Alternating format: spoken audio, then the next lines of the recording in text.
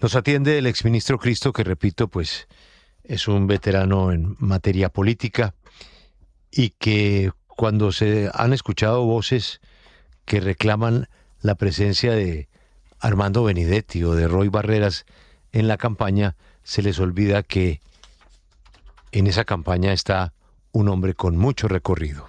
Exministro Cristo, buenos días y bueno, felicitaciones. Yo considero que les fue bien. No sé usted.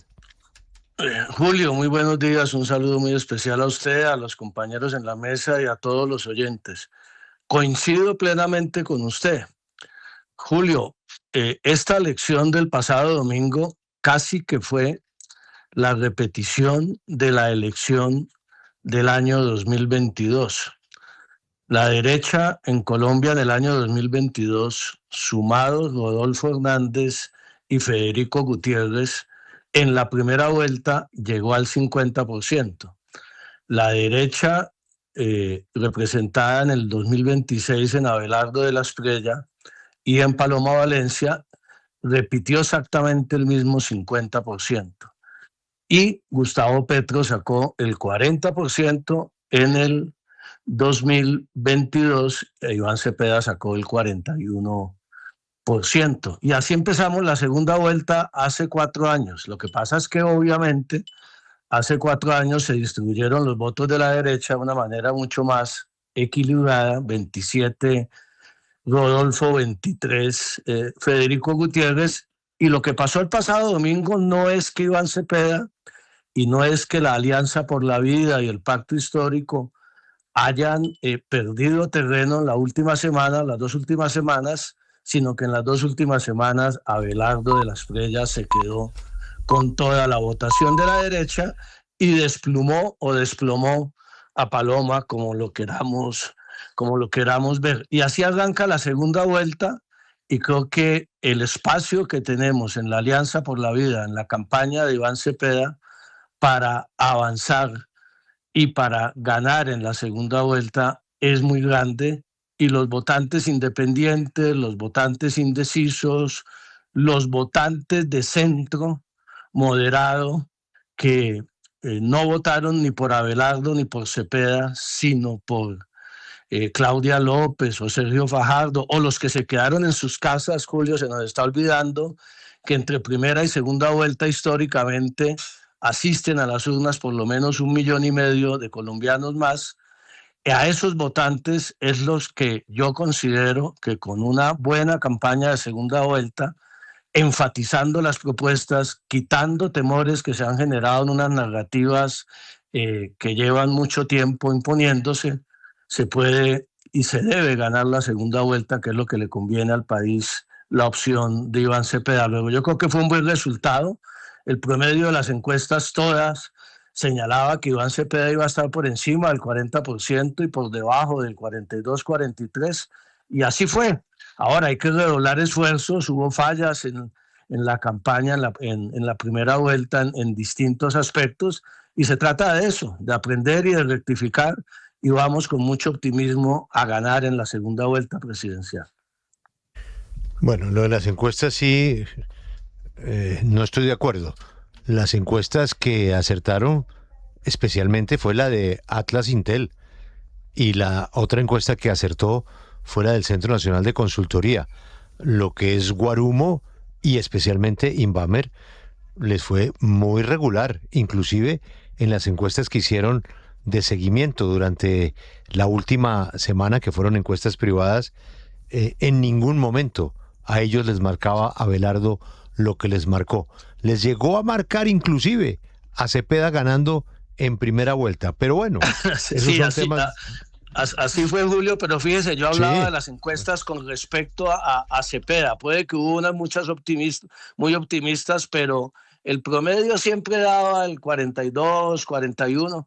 El Centro de Consultoría puso a Cepeda en el 33, pero bueno, eso ya hace parte del debate de las encuestas. Y acuérdese que siempre se dice que en la última semana cambia todo y no hay encuestas, ¿no? No, sí hubo encuestas, eso es lo grave, que sí hubo encuestas. Públicas, digo yo. Sí. Rodrigo Lara la publicó, estando prohibido. Sí, la publicó. sí, cierto. Pero bueno, es un pésimo negocio, doctor Cristo, pelear con las encuestas. Eso es como pelear con el termómetro. Hay que pelear con la fiebre. Pero bueno, aterrizamos entonces ya el análisis y hemos visto a un presidente muy exaltado. Y ese presidente está generando un debate mediático que es en el que él se debe concentrar con las autoridades electorales y con quien él quiera como ciudadano colombiano, pero que no se le olvide que es el presidente. Pero mientras tanto, sigue la vida, 3 semanas que vienen, para hablar de propuestas. El presidente tuvo una reunión con el candidato, una reunión que salió muy, pero muy mal, porque hay profundas diferencias del presidente con la campaña. Y resulta que la campaña también tiene diferencias con el presidente, lo cual es normal. Y ahí es donde les va a tocar tomar una decisión. Si van a seguirle al presidente el ritmo de su estilo o se van a concentrar en hacer una campaña de propuestas. Ya el candidato Cepeda entendió el mensaje. Lo primero, reconocer el resultado. Ahí se queda solo el presidente peleando con la registraduría y el Consejo Nacional Electoral, y él tiene todo su derecho, sus razones, pero el candidato se tiene que poner en modo campaña. Por eso, entonces veremos que va a haber una diferencia, porque una cosa es Gustavo Petro y otra cosa es Iván Cepeda, y es lógico. Lo mismo el estilo suyo con el estilo de otros exministros que tienen la intención de ayudar en la campaña. A los temas, de una vez y claramente, ¿usted reconoce el resultado del escrutinio que se conoce? Pero claro, Julio, yo creo que es una equivocación que se ha cometido. Mire, Julio, usted recordará que hace un año, año y medio, hablamos por estos mismos micrófonos cuando yo era ministro del Interior de este gobierno, y usted recordará que muchos sectores de la oposición radical señalaban que en Colombia no iba a haber elecciones, que Petro se iba a quedar en el poder, que se iba a alterar el calendario electoral, que se iba a dictar un decreto de conmoción interior para aplazar las elecciones, que la Corte Constitucional iba a ser una corte de bolsillo que le iba a avalar todas las salidas inconstitucionales al jefe de Estado. Y lo que tenemos hoy es un proceso democrático ejemplar, Julio. El gobierno nacional ha garantizado un proceso democrático ejemplar, incluso en algunos momentos en una discusión del presupuesto en el año 2024, dijeron que el gobierno le había quitado la plata a la registraduría para hacer las elecciones. El gobierno debe reclamar. Bueno, entonces, fíjese que usted ya está marcando línea. Usted ya está marcando línea de campaña y de su candidato. Y se aparta de las observaciones del presidente, que repito, él tendrá todo el derecho y su fuero para hacerlo, si lo quiere respetar o no lo quiere respetar.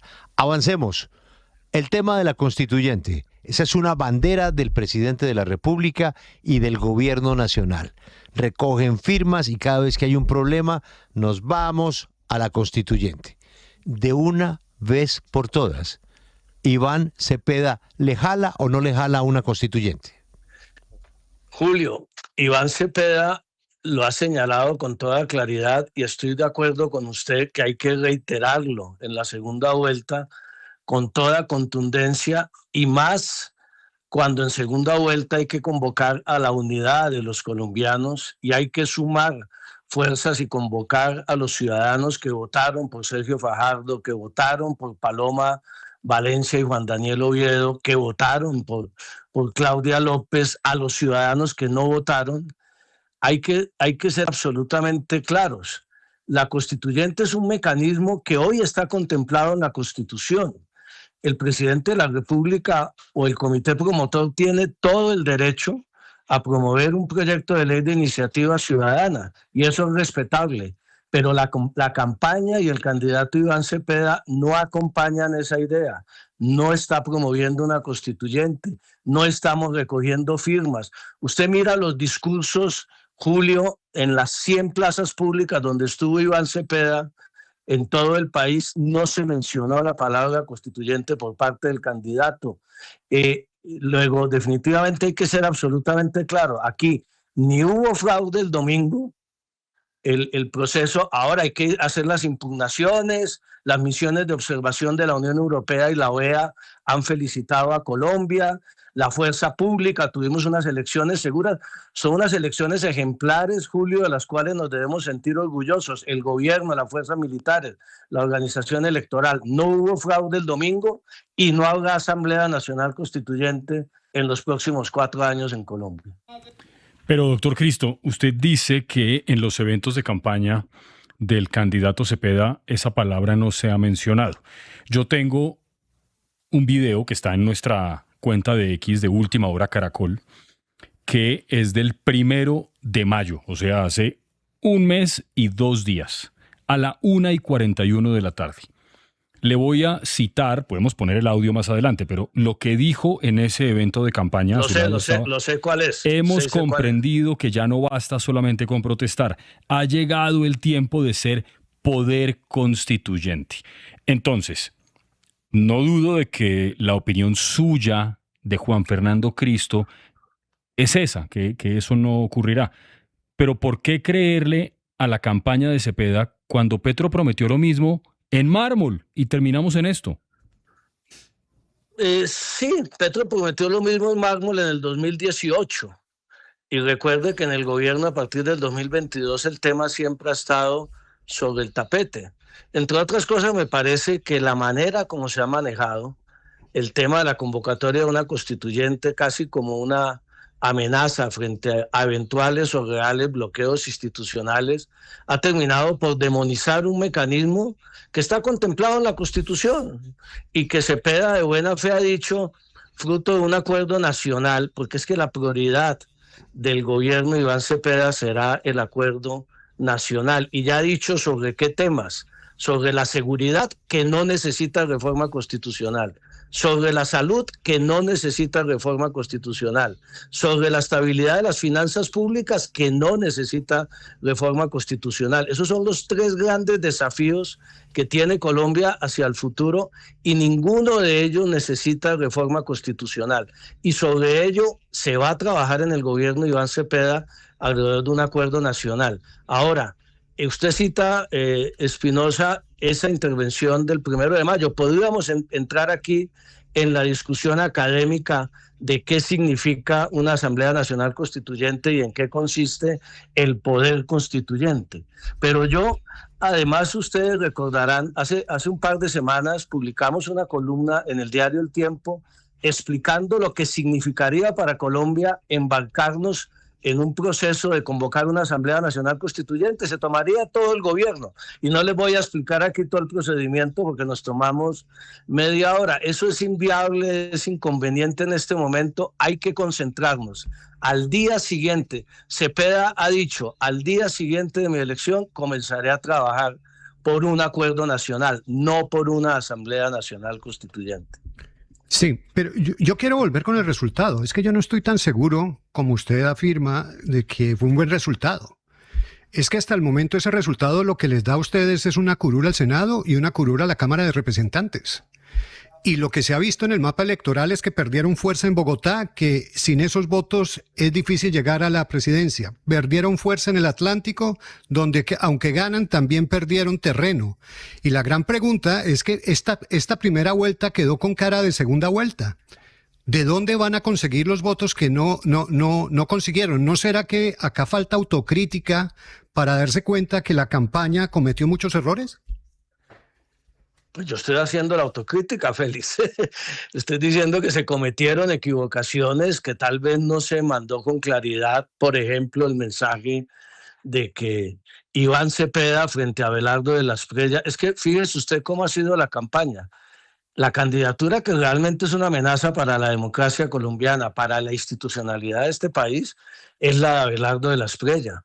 Abelardo de la Espriella en los últimos meses, y citando también discursos como lo hacía ahora Espinosa, señaló que iba a sacar a Colombia del sistema interamericano de derechos humanos, que iba a acabar la JEP, que iba a recortar libertades y derechos, que iba a dictar órdenes de captura al gobierno nacional, que sin la autorización de la justicia, que iba a bombardear sin ninguna discriminación, que iba a acabar la JEP, que iba a sacar a Colombia de la OEA y de Naciones Unidas. Eso sí es poner en riesgo la institucionalidad de Colombia. Y creo que eso tenemos que ponerlo claro en la segunda vuelta.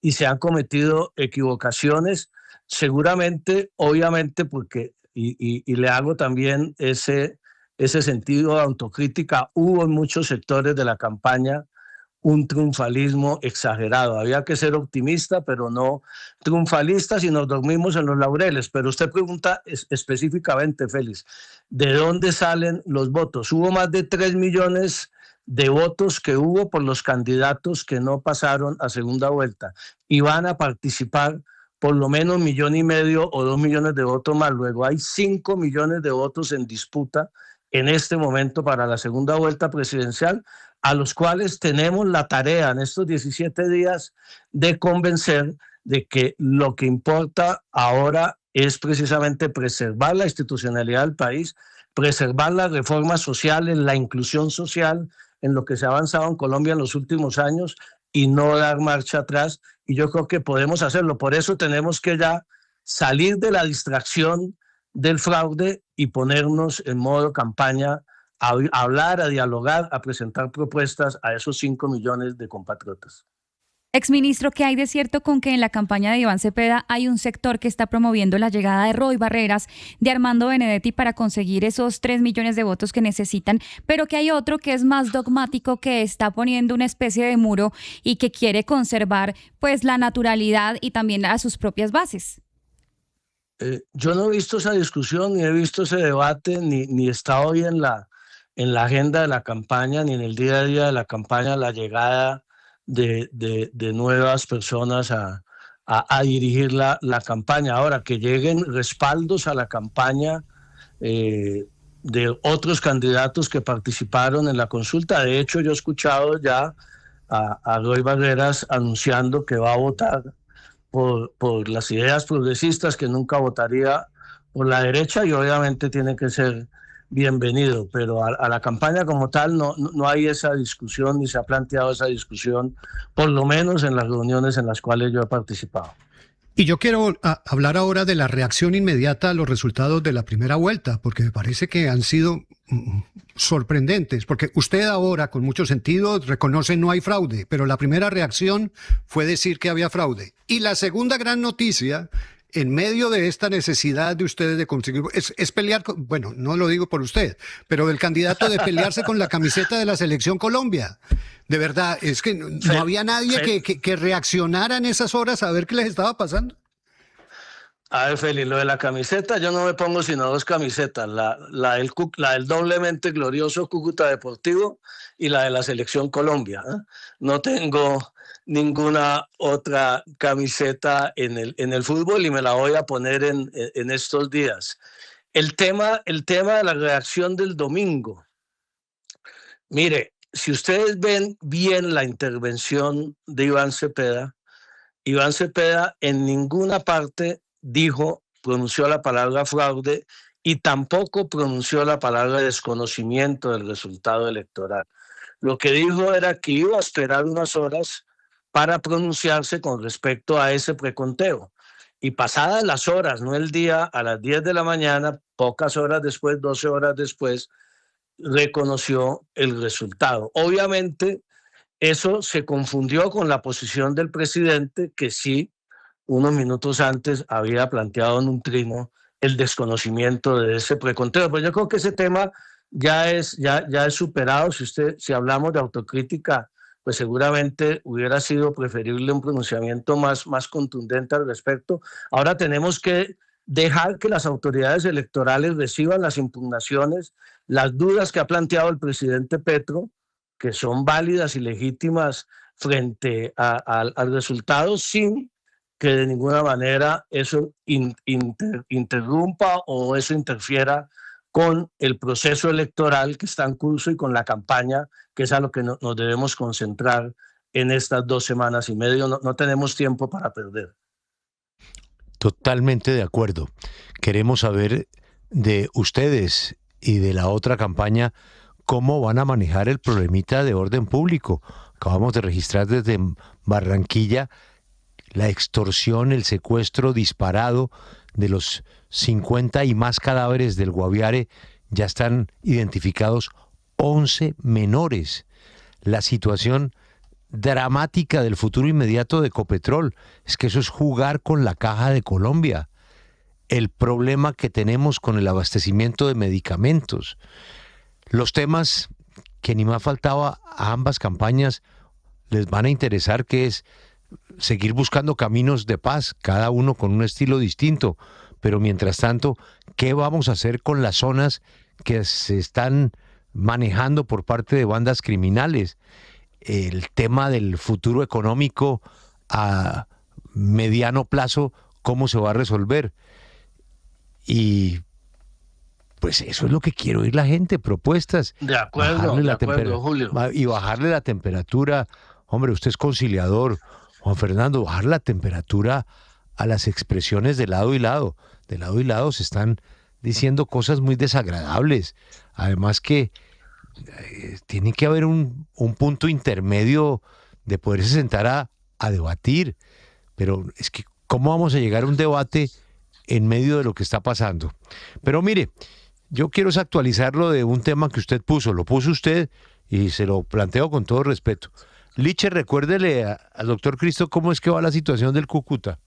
Uy, doctor Cristo, ¿quiere que le cuente? Pues solo puedo decirle que ya no está en ninguna competencia, que quedó en las últimas posiciones de la tabla de la liga, que está eliminado de la Copa Colombia, que y es último en la tabla del descenso. Pero creo Julio, que el panorama por ahí no pinta bien. Los hinchas del Cúcuta somos tan sufridos como los del Santa Fe, Julio. Nos toca nos toca muy duro, pero seguimos fieles y firmes con el Cúcuta. Eso mientras no salgamos del señor Cadena, eso es muy complicado. Absolutamente de acuerdo con usted, doctor Cristo. Pero eso nos ha costado mucho trabajo, y en los últimos años hemos sufrido mucho los hinchas del Cúcuta. Pero Julio, volviendo a su tema, es fundamental hacer el debate. Y qué bueno que ustedes están ofreciendo y nosotros estamos listos en la campaña. A la orden. Para el debate de las propuestas y de las ideas, y no de los insultos. Exacto. Mire, Julio, esos tres problemas que yo mencioné, que usted mencionaba, hay propuestas de la campaña que no se han escuchado en medio de todos estos ruidos y en medio de toda, y por la falta de debates. En eso ustedes tienen razón. Pero lo segundo, Julio, gane quien gane la presidencia de la República. Estamos seguros que ganará nuestro candidato, el de la Alianza por la Vida. Ninguno de esos problemas, el de seguridad, el de salud, el de las finanzas de la nación, vamos a ser capaces de superarlos si no es mediante unos acuerdos mínimos.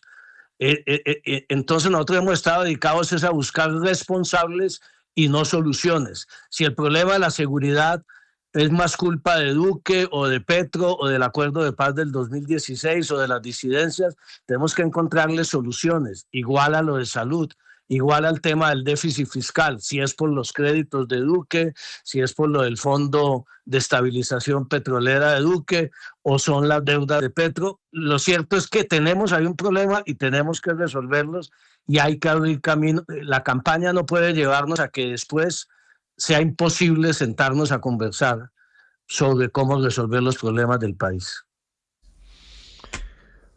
Pues, exministro Juan Fernando Cristo, nos queda claro, primero, que usted no le jala la bobada esa de la camiseta. Y lo segundo, que usted está con la campaña, con la camiseta del Cúcuta y por ahora la de la Selección Colombia.